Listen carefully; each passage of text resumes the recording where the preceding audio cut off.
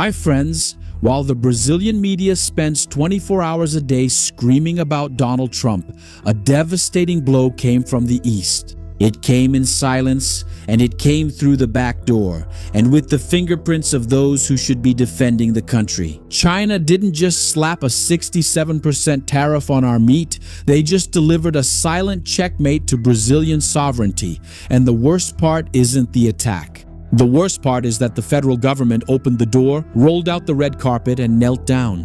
What you're about to see now isn't just an ordinary trade dispute. We're going to reveal the mechanics of economic extermination, the lethal trap that has already broken other countries and is now set against Brazil. Because every day we see the newspapers, the ministers, and the president railing against the United States. Sovereignty, they shout.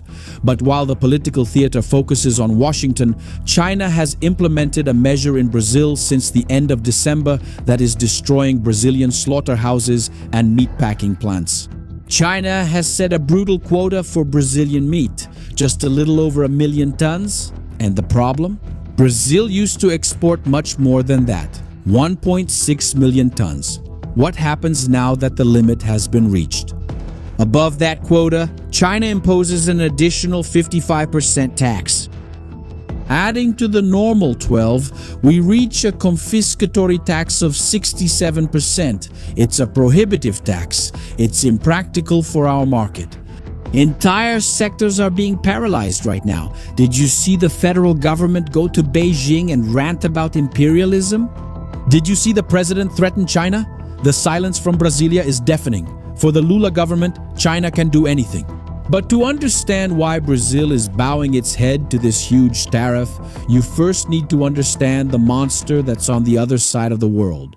But first, subscribe to the channel, turn on the notification bell, and leave a like on the video because it takes a lot of work to make it. People think that China is just a big trading partner governed by efficient bureaucrats. But the reality in Beijing today is one of bloody purges. Xi Jinping is not just an administrator. He is quickly turning into the Stalin of the 21st century. Behind the scenes of the Chinese Communist Party, generals are disappearing or being mysteriously replaced. Billionaires who dare to question the party line disappear for months and reappear donating their fortunes to government causes. It's a ruthless purge of anyone who could be seen as a threat to the power center. But why is Xi Jinping becoming so paranoid and aggressive now? Because China, behind the glass buildings of Shanghai, is cracking from within. The Chinese economic miracle, fueled by infinite state credit, has hit a wall. The real estate sector, which was the engine of growth, has collapsed spectacularly, leaving ghost cities all over the country. There are more than 80 million vacant apartments and properties in China. No one is buying. Why? There's no money. The population is aging rapidly, and Chinese youth are suffering from record unemployment, a reality that state propaganda desperately tries to cover up. And when an authoritarian regime faces an internal crisis, it needs two things: external scapegoats, like Lula does with the United States, and absolute control, an iron fist, over global sources of food and natural resources to prevent its own people from revolting. There are more than 1 billion mouths to feed, and that's where Brazil comes into play. The tariff hike of 67 isn't about protecting pork producers in China, it's about domination. And now I'm going to give you a key metaphor so you can understand what Xi Jinping is doing with our country. Pay attention to this concept. We call it the Basilisk's embrace. It's a silent, continuous suffocation where the target country feels comfortable right before having its bones broken. The Basilisk's embrace is the undeclared military doctrine of Chinese hybrid economic warfare. It's what they use in Africa and Asia through what the world calls the debt trap, and it works in 3 phases. Phase 1, the seduction. China shows up with seemingly unlimited state funds. People ask, well, but where does so much money come from? They see that you produce a lot, but your logistics are terrible, so they offer to buy the ports in your country.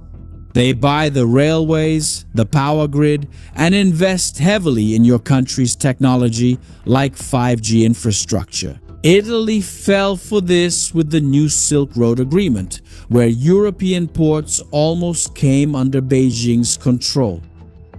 Countries like Sri Lanka gave up large portions of their main ports to pay off debts they could never repay, sacrificing their own sovereignty. And Taiwan sees every day how China's trade squeeze tries to suffocate the island. To give you an idea of how deep the hole is, China started buying entire lines of Taiwanese products. And when all the producers became dependent on China, it simply stopped buying everything and wrecked the whole production chain. And in Brazil's case, China simply becomes its biggest buyer, purchasing almost everything you produce. And then comes phase 2, dependence. Brazil, blinded by quick money, stopped diversifying. Our producers stopped fighting for new markets in Europe, Asia, or even in the United States itself because China buys everything, and that was the perfect trap, the invisible strike. We put all our eggs in the same Chinese basket with a dictator in control, and then came phase 3, the slaughter. Now that China controls critical parts of the export flow, holds the infrastructure, and is the only buyer, it dictates the rules of life and death. If the Brazilian government doesn't bow down to China's global political agendas, or if the dictator needs a scapegoat to calm his domestic market, he flips the switch. He invents an absurd health scare or imposes a 67% tariff, and suddenly, gigantic slaughterhouses in Brazil shut down in 24 hours, the sector goes into panic. And Brazil doesn't export meat, my friends.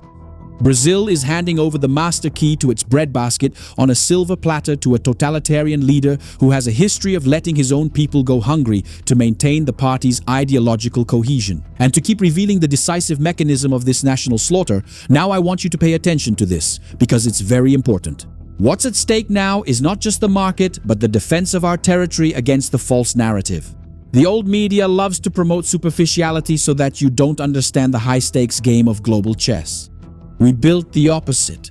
We formed a community of elite analysts, people who see the cold truth behind political smiles. And it's exactly because we don't back down an inch in our analyses that we have just been nominated for the iBest Award in the Political Influencer category. This is the exact moment to show the raw strength our community has. This isn't about winning a trophy, it's a tactical demonstration of power. It's about proving to the system that our voice can't be silenced by ready-made narratives and that we have an army behind us. The official voting link is in the description and in the first pinned comment. I'm calling on you now. Stop for 30 seconds and click the link. Cast your vote and make the unbearable weight of our community be felt. And you can vote every day, 3 times a day. We are currently among the top 20 biggest influencers in Brazil. But for us to get into the top 10, we need to vote every day while the evaluation period is still ongoing. So I'm counting on you now. Now, if you think a 67% tax on meat is something bad, you have no idea how serious the agreements the government signed in exchange for so-called Chinese investments are. These investments could, in the future, shut down the Brazilian economy with a click in Beijing. Senator Flávio Bolsonaro has already laid this harsh reality on the table by saying that the current government licks the boots of the Communist Party. It's the reality of technological vassalage. The Brazilian states, under the guise of false government investments, are loading up on Chinese technology, depending on consortia and infrastructures built by China. From metropolitan train transportation to port roads, all financed with draconian contracts. This creates a very heavy anchor around the neck of Brazil's foreign ministry. The Brazilian government, instead of defending national products and threatening retaliation, as it cynically did against the United States, remains silent. The submissive silence is not by chance. The current government was caught in the debt trap and shady partnerships. They can't complain about the 67% tariffs because our infrastructure has already been auctioned off and the Planalto Palace is held hostage. Brazilian sovereignty was not won in a war. It is being sold in installments. So now I'm going to ask you who are following us and are part of the minority that sees the real chessboard to go to the comments and leave your mark. Today we revealed the invisible doctrine that Beijing uses to economically enslave emerging nations. And so that your voice strengthens this analysis and throws the truth in the face of the system, type this two-word slogan in the comments right now. The Basilisk's embrace. Exactly. The slow, continuous suffocation, the trap of the Eastern Dragon. Type now in the comments, the Basilisk's embrace, and be part of this narrative task force that dismantles the lies of those who misgovern us. This huge tariff on meat is just the beginning. It's not just about the economy, it's a tool for submission and control. A hybrid warfare weapon testing the lapdog loyalty of the Brazilian administration to the anti-Western axis. And China has proven to the world that Brazil is already in its pocket, on its knees. The next major Brazilian productive sector to suffer the shocks of humiliation has already been chosen by Beijing. The real question is, are you ready to watch agribusiness? The only sector that still manages to carry Brazil on its back, being gradually nationalized and dictated by a foreign political party while its president applauds in Brasilia? The cruel truth is non-negotiable. It's right in front of you, and today you saw it spelled out clearly. But society only sees what it has the courage to face. And my friends, we know that this level of analysis bothers the system. That's why we created our own censorship-free territory, our Bunker da Inteligência. An exclusive platform where more than 3,000 analysts already fund the truth and pore over the map of what is really happening in the world without the filters of traditional media. And to become part of the elite that supports this channel, point your phone at the QR code on the screen or access the link in the description and in the first pinned comment. And if you're spending hours on weekends looking for something to watch, a cool series, a good movie, we've solved your problem. No Kudra walk, no whining, a channel with series and movie recommendations is already listed. Just pick a title and watch.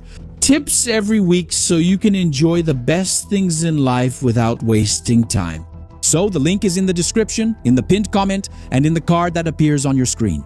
Now subscribe to the channel, turn on the notification bell, and like the video because it takes a lot of work to make. I'm Shimon Oliveira, and I'll see you next time. See you then.